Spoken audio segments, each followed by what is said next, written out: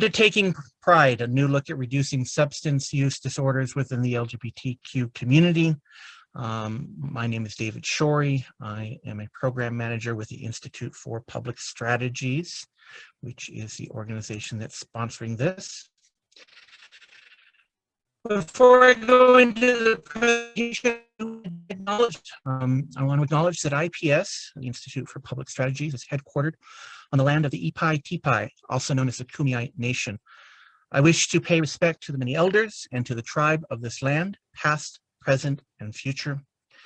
And I especially want to honor and pay respect and tribute to the Two-Spirit community. Just to let you know, I may use language that is considered offensive or triggering. It's for context. It's also to give an understanding of how language is used within the community and outside the community. And I am speaking from my lived experience. So, well, I'm a cis male, and I'll talk a little bit about that later in the presentation, but basically I identify with the sex that I was assigned at birth. I'm gay. I went to California State University's Sacramento, where I received my Bachelor of Arts in Government, a certificate in nonprofit management from the University of San Diego. And I have been involved with LGBTQ organizations for many years, focused on HIV/STD prevention and community development. And who am I not? Well, as much as I feel like I want to be or should be or whatever, not an expert in all things LGBTQ. So I'm talking about my own lived experience. And just if you may be curious, this is not a background. This is actually my house.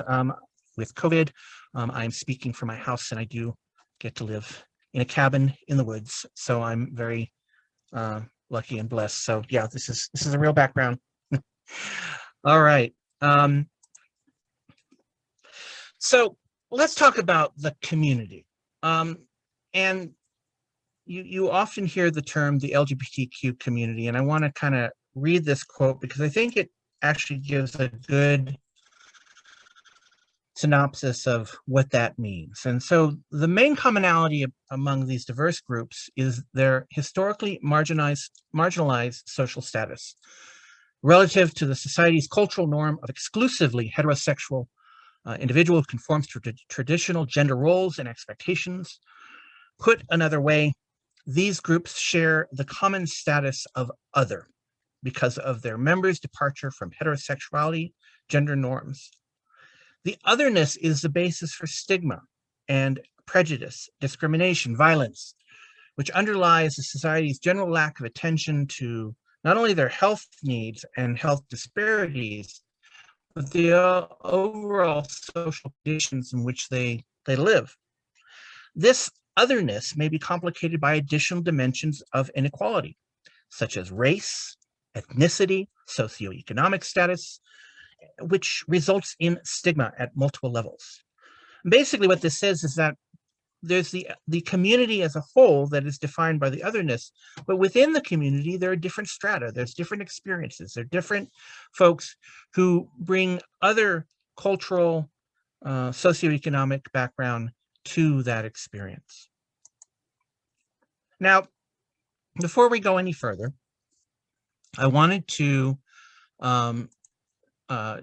just explain a little bit, because when we talk about the community, the LGBTQ community, it's always talking about gender, sexual orientation, all this kind of language that may not necessarily be clear for a lot of folks. And so I want to kind of go through this so that you have maybe an understanding of how these play into the overall experience of the community. So let's talk about gender identity.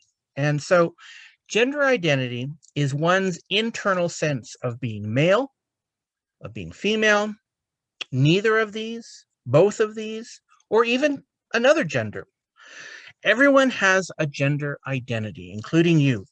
Now, for transgender people, their sex assigned at birth and their own internal sense of gender identity are not the same. Female, woman, and girl, and male, man, and boy are not necessarily linked to each other, but are just 6 common gender identities. So you heard me earlier talking about that I identify with the sex that I was assigned at birth. So transgender means that you do not identify with the sex that you were assigned at birth. You identify with a different gender. Now, gender expression or presentation is the physical manifestation of one's gender identity through clothing, hairstyle, voice, body shape. Many transgender people seek to match their gender expression, how they look, and their gender identity, who they are, rather than their sex at birth.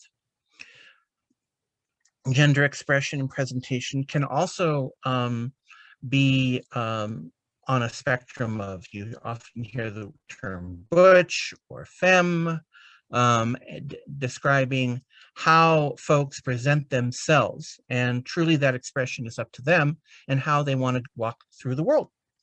Now, sex assigned at birth, the assignment and classification of people as male, female, intersex, or another sex based on a combination of anatomy, hormones, and chromosomes.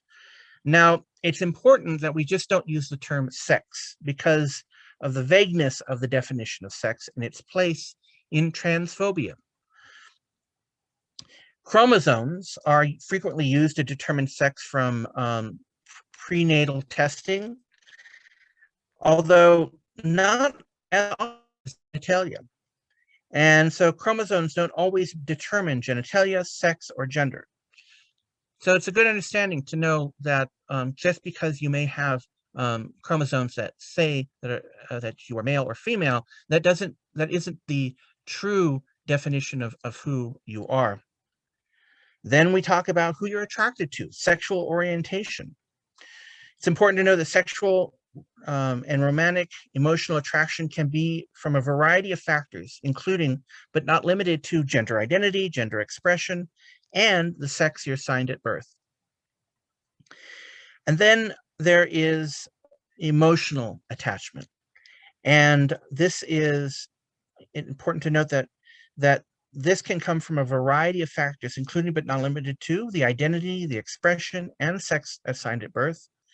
There are other types of attraction related to gender, such as aesthetic or platonic. These are just simple 2 common forms of attraction. So we're complicated, right? Humans are complicated. It's not this binary system that we necessarily are told or that our culture wants to dictate. There are many aspects to how we go through the world and how we express ourselves, all of which are valid and important and go a long way to coming into a person's authentic self. Now, I want to talk a little bit about bars. We just talked about how folks identify and how we make our way through the world. Well, as you can probably imagine, sometimes that is not well received, that is not appreciated, and that is not loved. So as the modern gay rights movement started really happening, beginning in the 1940s and 50s, gay bars really started to, gay, lesbian, bisexual, transgender communities started going to bars as an escape from prejudice experiencing and to carve out spaces of their own where they could go in and be who and what they are and not have to worry about the potentiality of being attacked or sexually assaulted or even murdered. Now, as you are probably aware, that those safe spaces weren't always the safest. For example, one of the most famous ones, Stonewall, was raided by police. Other places across the country were also raided. There were laws that were put into place that said, if you were in a bar, you couldn't wear clothing of what was the opposite sex, or you couldn't, two people of the same sex couldn't, sexual orientation couldn't dance with each other.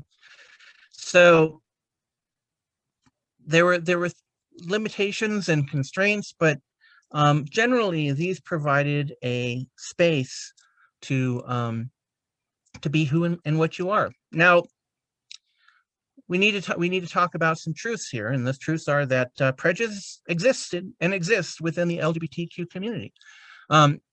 There were white gay bars, there were black gay bars, there were bars for transgender, there were bars for women.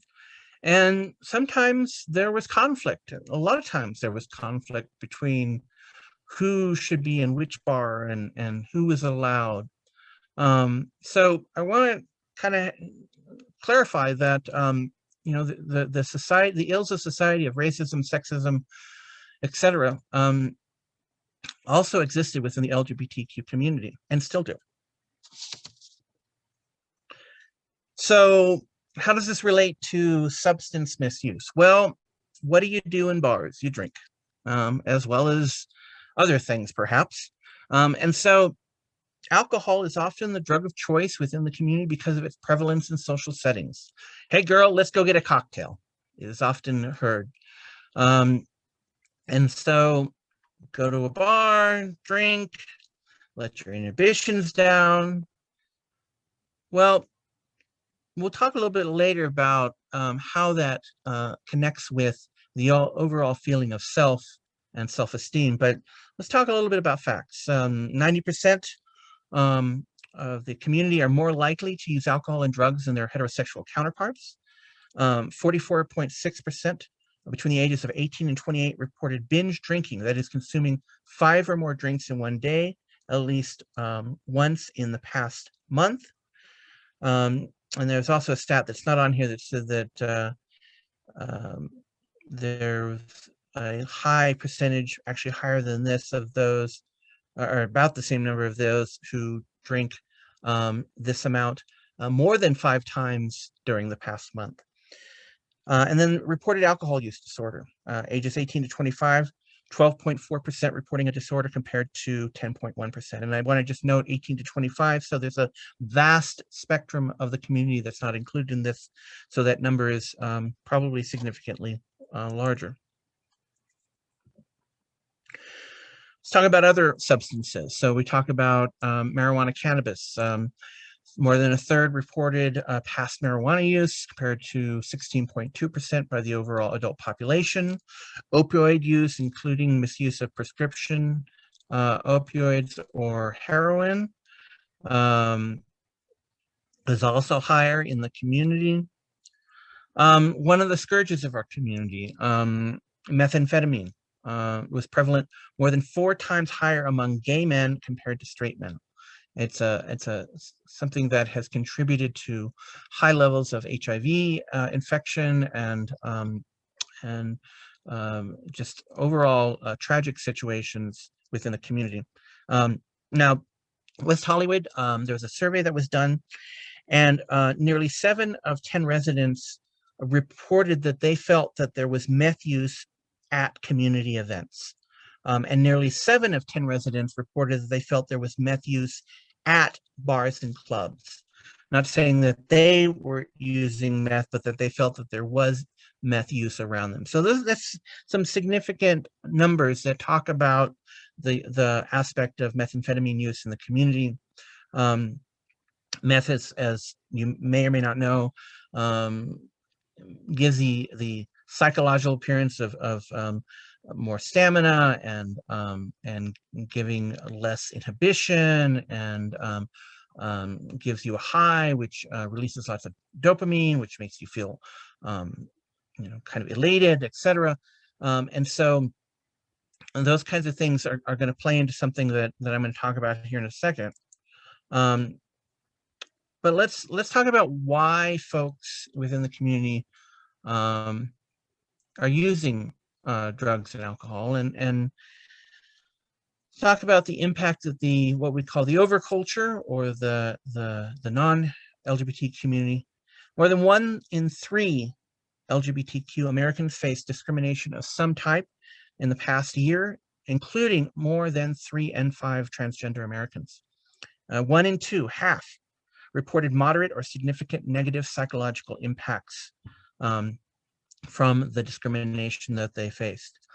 This chart here, we can look at the percentages, but things like hiding a personal relationship, making a decision about where to work, changing the way you dressed or mannerisms, avoiding houses of worship, moving away from family, avoiding public spaces, avoiding law enforcement, avoiding doctor's offices, travel, getting services for self or family. All these things are taken into consideration to avoid discrimination, to avoid harassment, to avoid perhaps physical or mental abuse. And so, as we know, drugs and alcohol tend to numb senses. And so, we look at their use, and we look at the impact that they have in the community, and this is why. I talked about self-esteem. So you go into a community where you're not liked, you're perhaps abused, you're treated as a pariah, and your self-esteem suffers. Low self-esteem is a disposition that can lead to addiction, and individuals suffering from low self-esteem find themselves turning to drugs and alcohol in an attempt to compensate. Here's an easy, effortless way to take your lack of self-esteem or own self-worth and drink it away into a blackout, smoke it, snort it, or shoot it into oblivion. Make the pain go away. Make the trauma go away.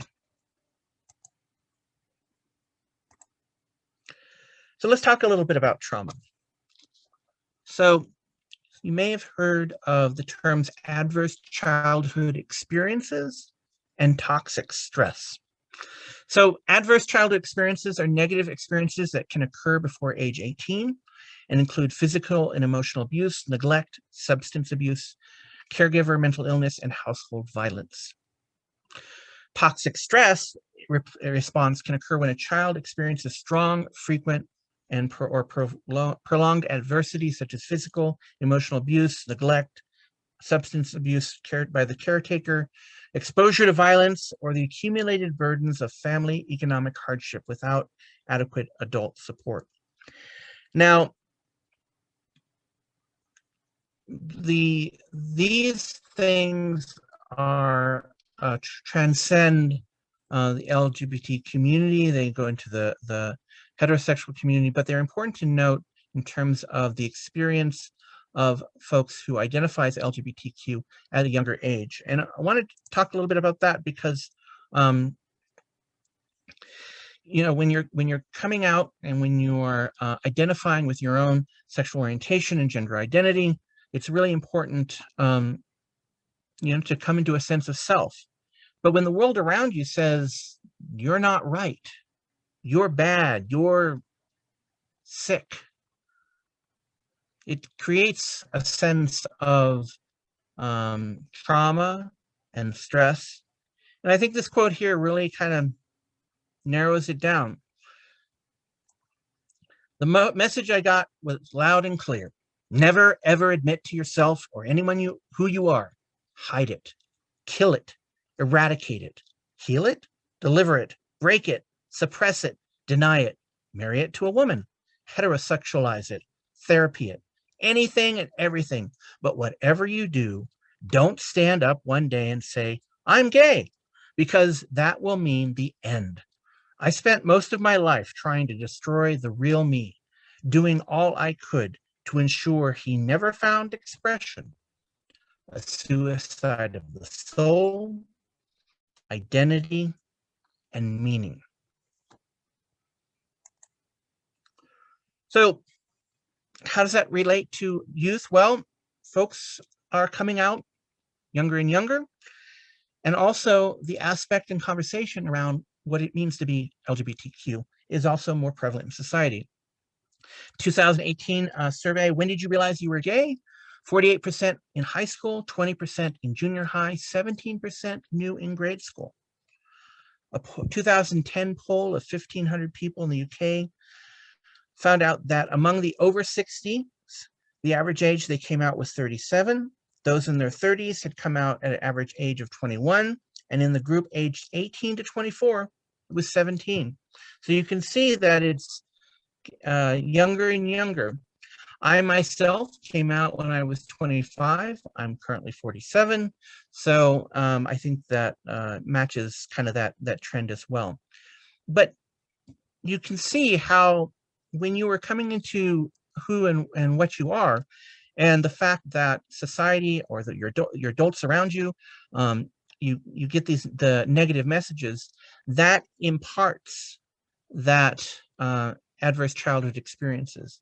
Oh, those faggots need to die, or those queers aren't good people. They're going to go to hell, or they're going to get AIDS and die. All these kinds of conversations, all these things that are said, impart traumatic experiences, especially when deep down inside you know who and what you are, and yet outside you hear this threat of hate, of violence, of that you are not a normal person.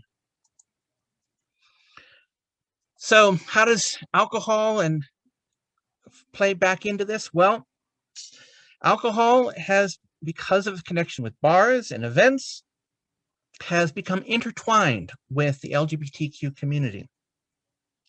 In 2016, 43 Pride events have alcohol industry sponsorship. I like this quote. Liquor companies are capitalizing on the LGBTQ community. Why? Because liquor companies like to make money, and the queer community loves to drink. Selling a dangerous message that with a bit of vodka, you can be your true self. Go and have a drink, relax, party. Well, as we know, if you combine that with some issues of self-esteem, or if you combine that with you're inundated with that messaging or always around drugs and alcohol, we see higher levels of substance use disorder, substance misuse. So given all that kind of background and understanding of the environment, and I just want to say that again, I'm kind of touching on this broadly, and I would appreciate your questions and ask for clarification when we get to that point. But this is the environment that a lot of folks within the community have existed and do exist. And so I talked earlier about the intersectionality, the fact that the community is a community of communities of communities. And so I want to break it down a little bit and talk about different aspects. So age. There is much different experiences of folks who are older within the LGBTQ community than those younger. Everything from being able to live out and proud to being able to marry with the person that you love, what kind of medical access, etc. And there's also different cultural constructs. So for example, within the transgender community, I know that there are different perspectives of expressing and identifying themselves. For example, I remember a conversation with an older transgender person and a younger transgender person, where the older transgender person identified them as a tranny, and the younger transgender person said, "No, you can't use that word. That's not the word we use." And they responded, "That's the word I use." And so there was this conflict, this internal conflict about expression and identity. And the conversation kind of ended that I think with both folks understanding that not only is there's a spectrum, but also the fact that it really depends on the situation and the age level of which you are experienced. Race, ethnicity, culture, all those have an overlay to the experience. Obviously, our and American Indian, Asian American family members have experiences that are defined by those identities, and then combined with the fact that they are members of the LGBTQ community adds another layer to that.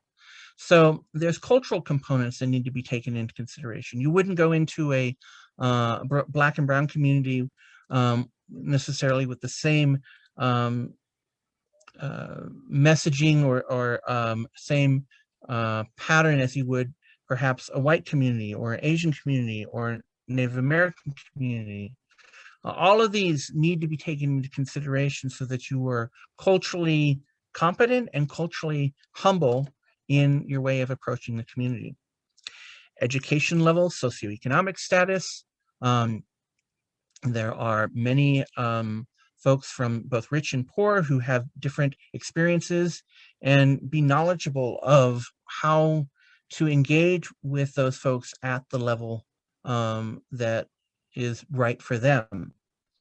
Geographic location. If you are approaching a community in the Midwest versus approaching the community in San Francisco, there's going to be different kind of geographic aspects to them, and what is from everything from literal distance to event venues and activities to the types of communities that exist in those locations. Subculture. I said we're a community of communities, and within those communities, there are communities. So you may have heard of the bear culture. You may have heard of the leather community. You may have heard of the radical fairies. You may have heard of the asexual community. There's all different aspects to our broader rainbow that need to be understood and need to be taken into consideration. And then lived experience. So one of the overlays that affects all of our communities, the overlay of HIV/AIDS. We lost a generation of folks. We lost artists and leaders and people who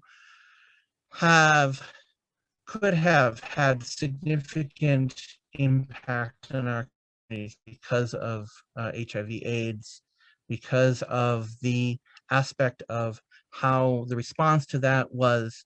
I could talk about the fact that our sitting president at the time didn't even want to say the word HIV/AIDS.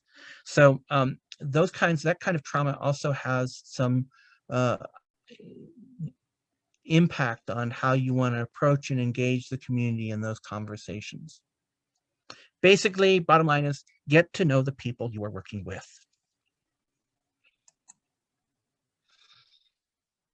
So I want to talk a little bit about what you can do and what is being done to address some of the aspects of substance use and misuse.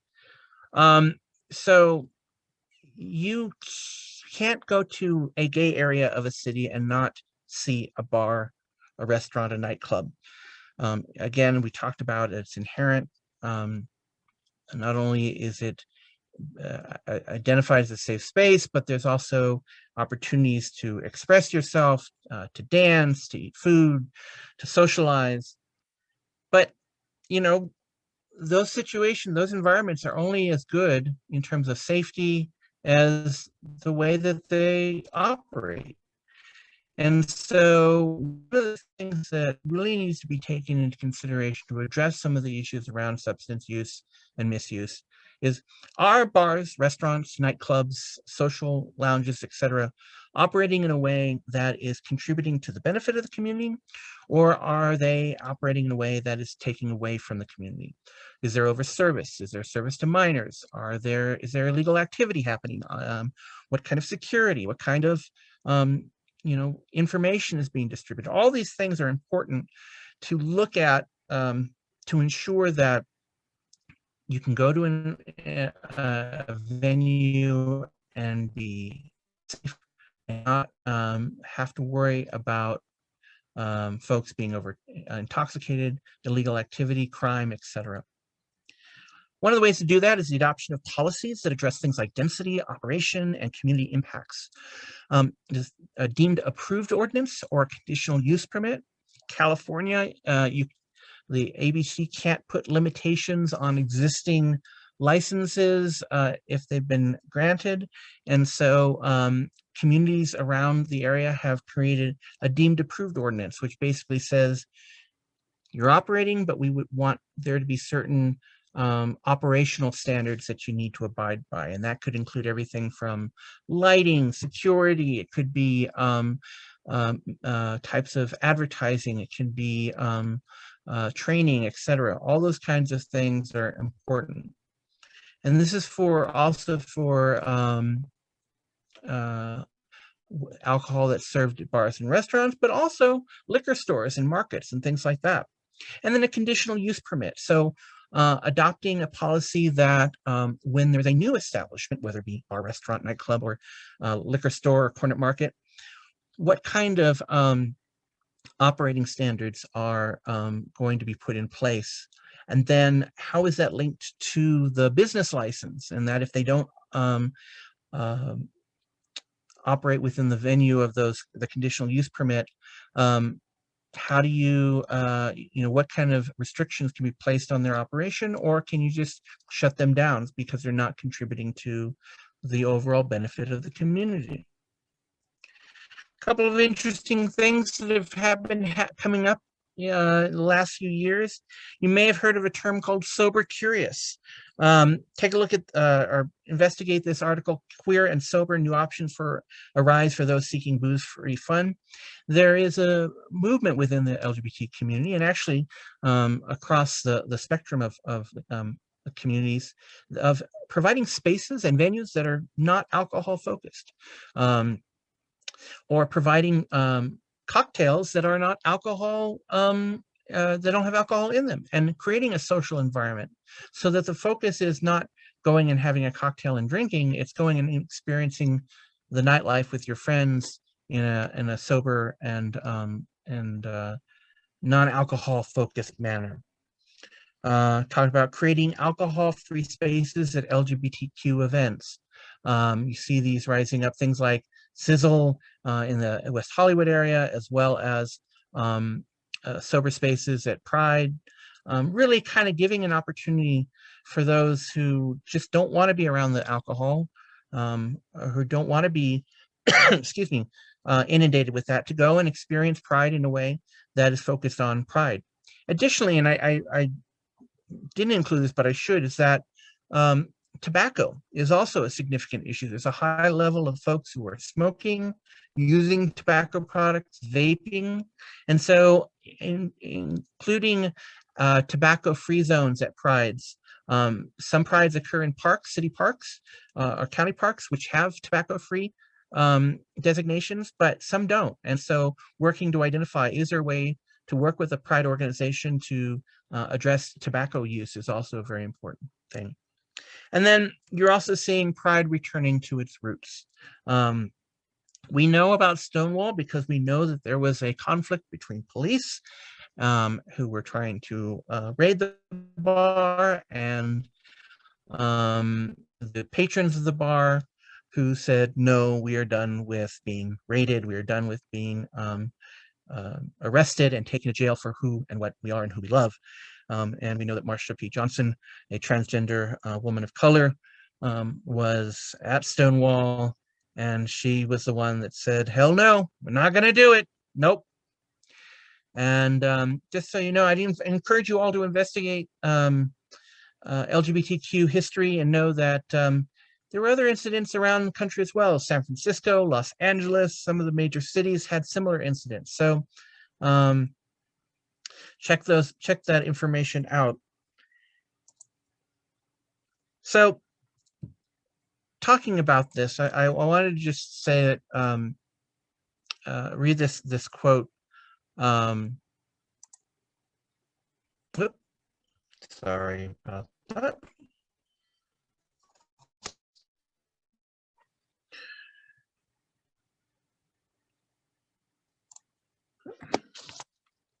Wrong thing here. So, you know, when you hear about gay pride, it's not out of a need to celebrate being gay.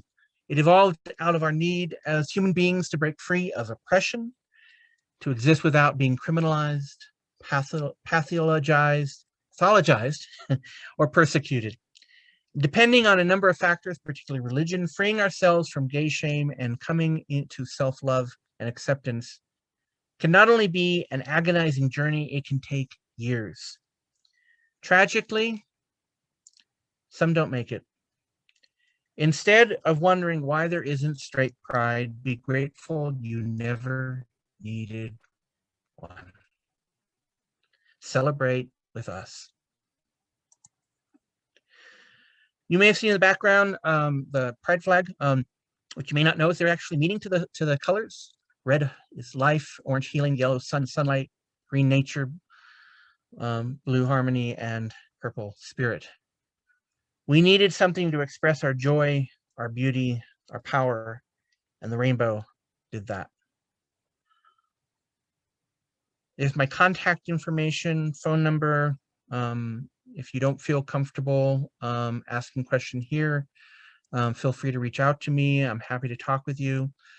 Just as another caveat, this is a very broad overview. I went through a lot of material, and in no way supposed to be inclusive and all-encompassing. I hope it has triggered for you in a good way a need, a want to learn more about the community. And as we move into Pride season, to really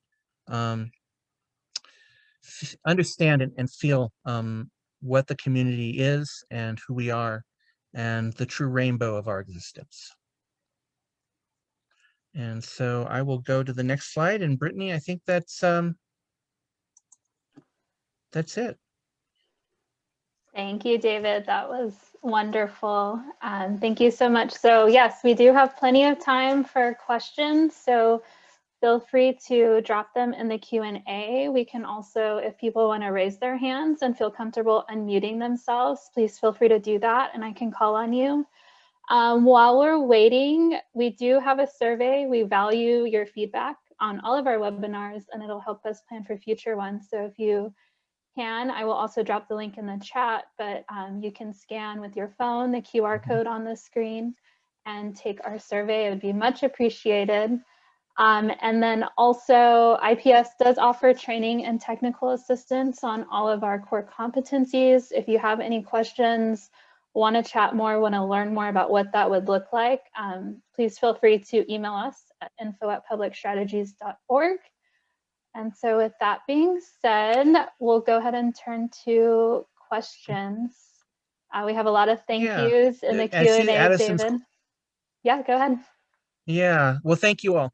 I would say I see Addison's question. I do want to, it's a good question.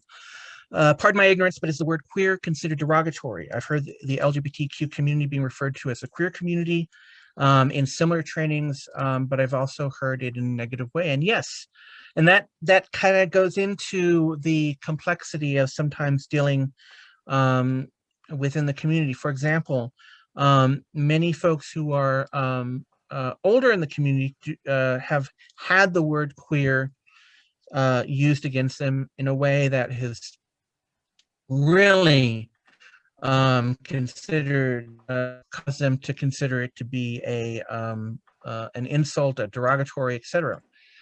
Younger folks use the word to reclaim it, to take the power away from those who are using it, and to instill their own sense of power, similar to taking an identity and claiming it and using it as your own as a sense of empowerment. The same way, and a trigger warning, the word faggot. A lot of you hear that word expressed, and that is horrible experience for folks. But there are other folks who use that word because they want to take the power away from the folks who are using it against them, and they want to claim it. And so you, in certain parts of the community, you will hear that word used. I do use the word queer, and also I should say that the Q, LGBTQ plus, there are a few letters after that, but Q can also be used for questioning, meaning are they questioning their sexual orientation, gender identity, etc. And so yes, so you are correct that it really depends on the community that you're engaging and what words you want to use.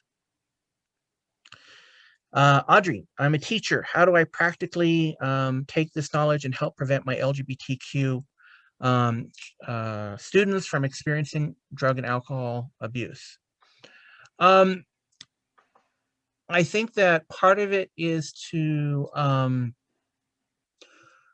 work with your students to help them know the expanse and depth of the community, that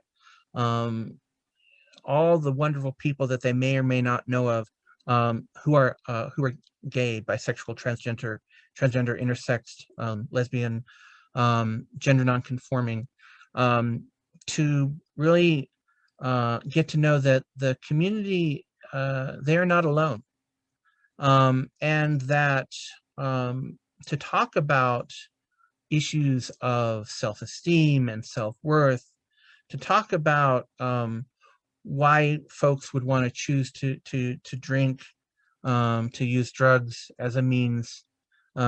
Is it to release inhibitions?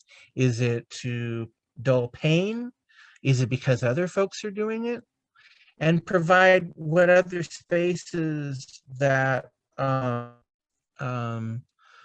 they can experience that don't involve those. So it is nuanced, it is layered, and for some of your students, it may be something that a dialogue that has to happen one-on-one, given the environment that they may be in. But Harvey Milk famously said, come out wherever you are. He said that because he wanted to show that the community is everywhere.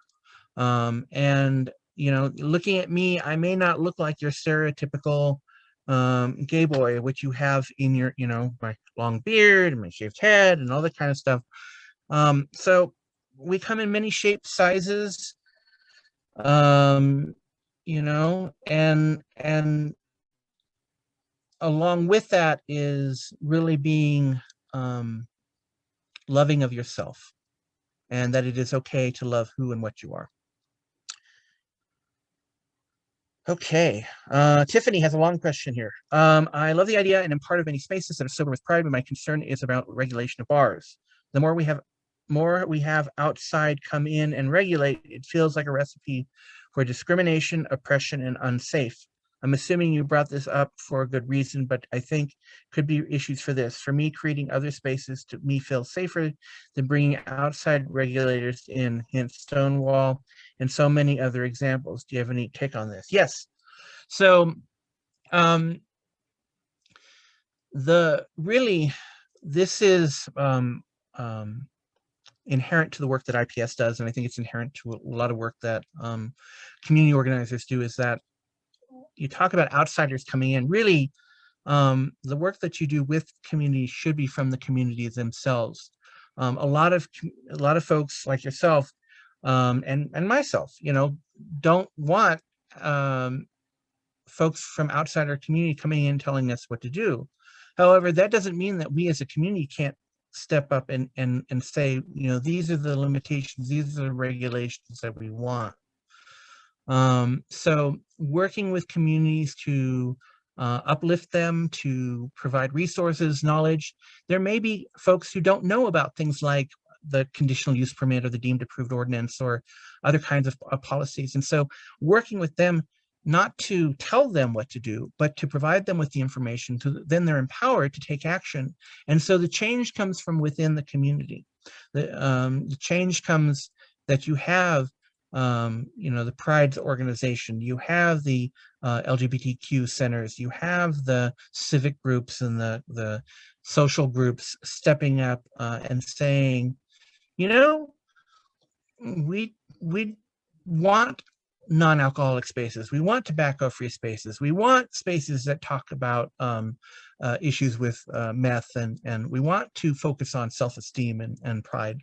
Those kinds of things really do need to come from within the community. You know, and organizations like IPS are focused on providing resources and training, but not telling community members what to do and how to do it. It's the community needs to define the path that they're going to take. I hope that answered your question, Tiffany. One way to simply ask the members you're coming in contact with allows for a dialogue. Yeah. It's all about, you know, dialoguing, getting to know who it is you're working with, and to really appreciate and honor that. You know, there is so much love in the community, and so much, but there's also so much that is hidden. And having the opportunity to engage folks, to talk about their lived experience, to talk about you know, what it was like to be in the military during Don't Ask, Don't Tell, or even before Don't Ask, Don't Tell. You know, some of our older LGBTQ folks have incredible life experiences and stories that need to be told. Shout out to a local theater here, Diversionary Theater, the third oldest LGBTQ theater in the United States, here in San Diego. They have a program called the Stonewall Salon, where they invite older LGBTQ folks to come in and tell their stories. And then they work with playwrights, and they work with stage managers and all kinds of theatrically inclined folks to present that story, and then it gets recorded and put into an archive, so those stories are preserved.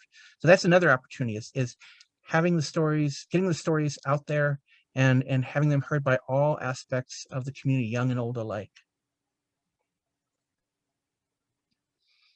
Any other questions? I'm happy to answer them. And I will share David's email in the chat, just so that everybody has it. If there's any more questions that you have that you'd rather just email and ask, I know David would definitely answer them for you as best he can. Yep. And yeah, and I'm happy to answer via email or talk to you on the phone or video chat. We're in the 21st century now, so we do the video chat thing. But I do want to say thank you. Thank you all for being here. I know that, you know, we've got a lot of opportunities to go to a lot of trainings. And so I really value you. I value your time. And I wish you all the very best. Be well, be safe, and know that you're loved. Thank you, David. We do have one hand up, Nicole. So I'm going to go ahead and unmute her. You can go ahead, Nicole. Hi, thank you for the great presentation. Hi, Nicole. Hi. Thank you. So I have a quick question. I'm the life skills coach for former and current foster youth, and we host workshops for our young adults. The age groups is 18 to 21. Mm-hmm. And I was wondering if you are open to presenting in workshops if we needed you. Sure. Yeah, by all means, by all means. And if I have connections with resources that I think might be more knowledgeable that at the age appropriate level, I'm happy to do that. But I'm happy to talk with to come in and as well. So yeah, that would be a great honor. Thank you very much. Awesome. Thank you so much. And I've got your contact information from the chat, so I'll definitely reach out. Thank you. You're welcome. Thank you. Is there another question I see? Nope. Oh. Wonderful. I think that's any other questions? all we have then, David. Okay, Just a cool. minute. So thank you everybody for being here. Thank you, David, for your wonderful presentation. A recording will be available by the end of this week on our YouTube page that I shared out, and I'll also share the link via a follow-up email to this. So thank you all for being here. Thank you, David, again. Thank Really you. appreciate it. Be well, everyone.